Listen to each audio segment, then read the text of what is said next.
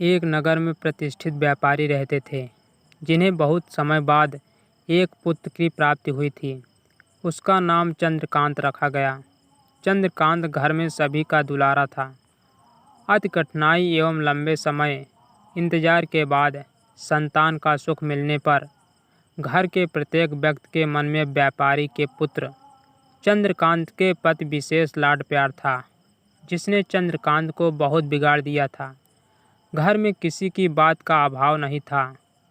चंद्रकांत की मांग से पहले ही उसकी इच्छाएं पूरी कर दी जाती थी।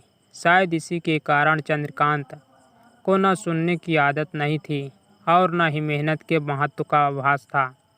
चंद्रकांत ने जीवन में कभी अभाव नहीं देखा था, इसलिए उसका नज़रिया जीवन के प्रति बहुत अलग था। और वही व्यापारी ने कड़ी मेहनत से अपना व्यापार बनाया था। ढलती उम्र के साथ व्यापारी को अपने कारोबार के प्रति चिंता होने लगी।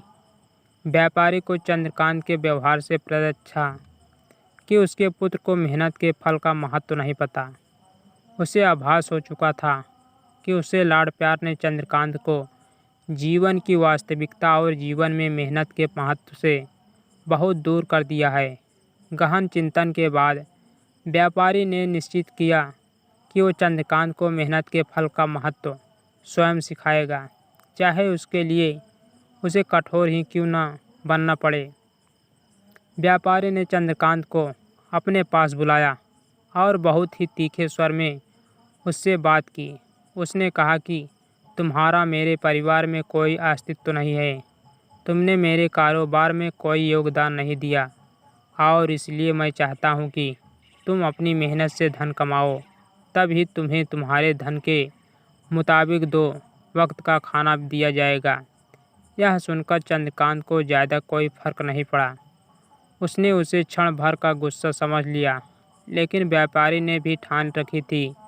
उसने घर के सभी सदस्यों को आदेश दिया कि कोई चंद्रकांत की मदद नहीं करेगा और न ही उसे बिना धन के भोजन दिया जाएगा। चंद्रकांत से सभी बहुत प्यार करते थे, जिसका उसने बहुत फ़ायदा उठाया।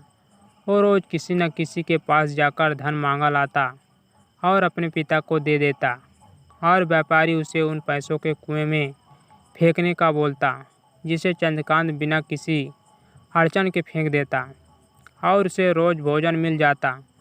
ऐसा कई दिनों तक चलता रहा, लेकिन अब घर के लोगों को रोज़ रोज़ धन देना भारी पड़ने लगा। सभी उसने अपनी कन्नी काटने लगे, जिस कारण चंद्रकांत को मिलने वाला धन कम होने लगा और उस धन के हिसाब से उसका भोजन भी कम होने लगा। एक दिन चंद्रकांत को किसी से धन नहीं दिया और उसे अपनी भूख को शांत करने के लिए गांव में जाकर कार्य करना पड़ा। उस दिन वो बहुत देर से थका हारा व्यापारी के पास पहुंचा और धन देकर भोजन मांगा।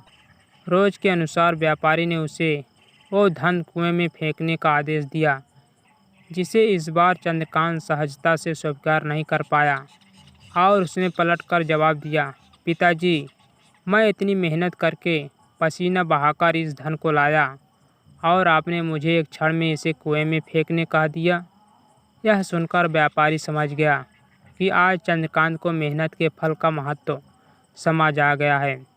व्यापारी भली भांति जानता था कि उसके परिवार वाले चंद्रकांत की मदद कर रहे हैं, तभी चंद्रकांत इतनी आसानी से धन कुएं में डाल लाता था।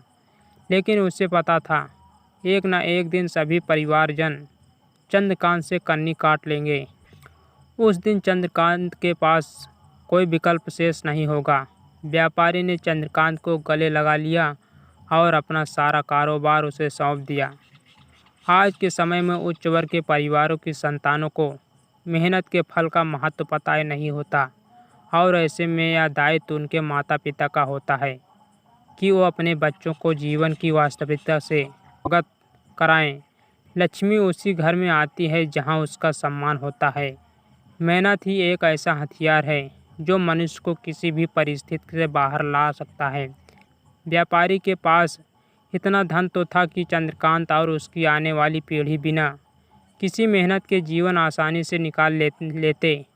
लेकिन अगर आज व्यापारी अपने पुत्र को मेहनत का महत्व नहीं बताता तो एक ना एक दिन व्यापारी की आने वाली पीढ़ी व्यापारी को कोसती।